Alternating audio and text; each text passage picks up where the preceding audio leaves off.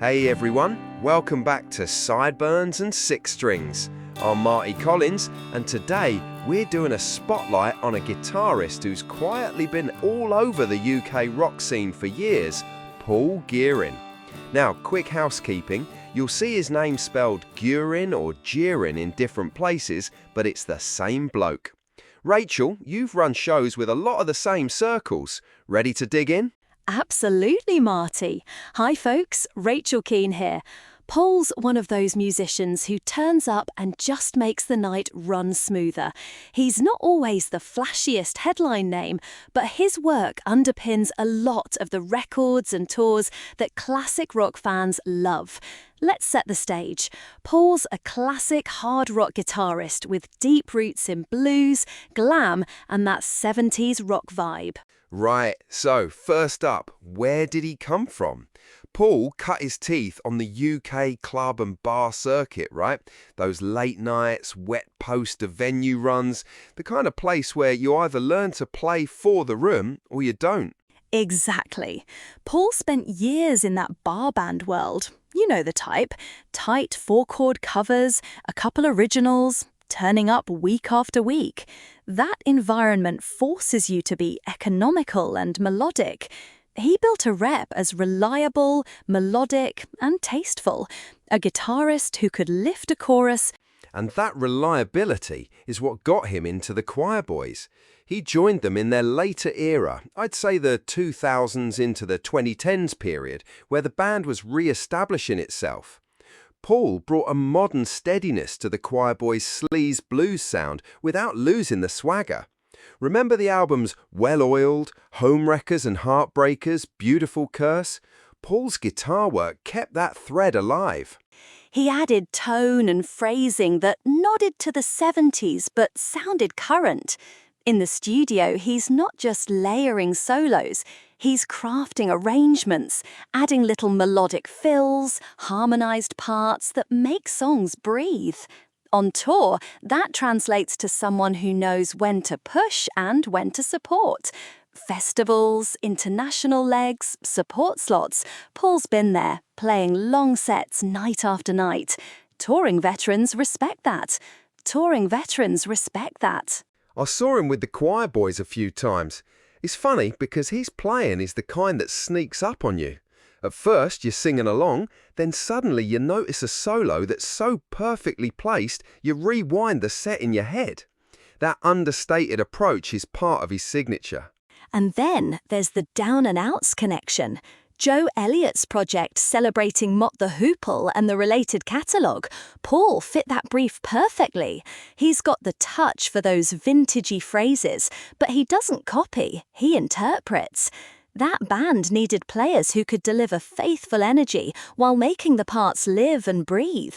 Paul's ability to blend homage with his own voice made him an obvious pick. Yeah. Down and Outz is an interesting example because it's a band about reverence and reimagining. Paul brings a guitarist perspective that honours the source material but keeps it alive for audiences who maybe only know the hits.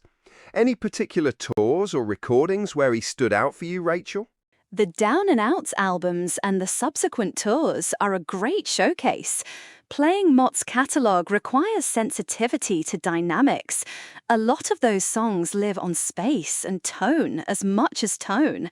Paul's recording credits there show a guitarist who can switch tones. Crunchy rhythm, warm slide, chiming arpeggios. On stage, he's also the kind of pro who helps nail big harmonies and make sure the live sound translates to festival PA systems. Let's not forget the Black-Eyed Sons. That's a project where Paul gets to explore a slightly rootsier rock and roll side. It's more stripped back at times, more about groove and vibe than flash. That's where you hear his bluesier phrasing, some slide work, and riffs that feel like they could have come out of a smoky club in '75. The Black-Eyed Sons are a great fit for him.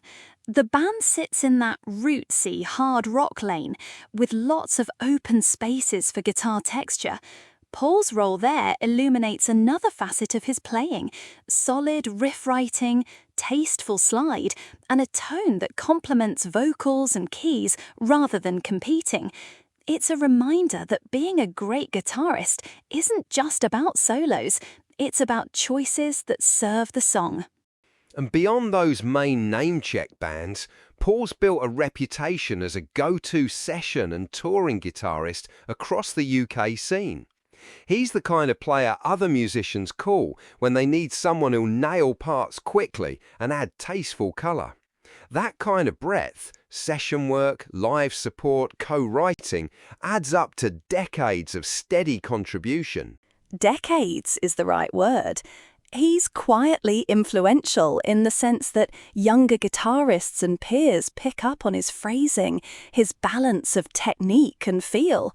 In the touring world, that reputation, reliable, musical, adaptable, keeps you employed. And in the studio, those little parts we were talking about end up on records that get played by fans for years.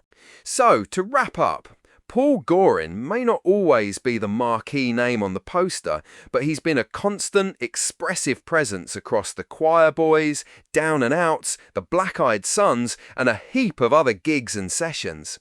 He's one of those players who keeps a classic rock guitar tradition alive for modern audiences. Melodic, blues-infused, and always tasteful. Well put, Marcy. If you're into guitarists who serve the song and make records and shows sound better every time, Paul's work is worth a deeper listen. Check out those Quireboys albums we mentioned, spin the Down and Outs records, and catch the Black Eyed Sons live if you can. You'll hear the range. Thanks, Rachel. And for listeners, we'll drop some track suggestions in the episode notes. A couple of Quireboys cuts, a Down and Outs tune, and a Black Eyed Sons number, so you can hear the different colours Paul brings. Quick final line, Paul Guerin, not always centre stage, but absolutely central to the sound of several beloved UK rock acts. Amen to that. Cheers, everyone. And Paul, if you're listening, keep doing what you do.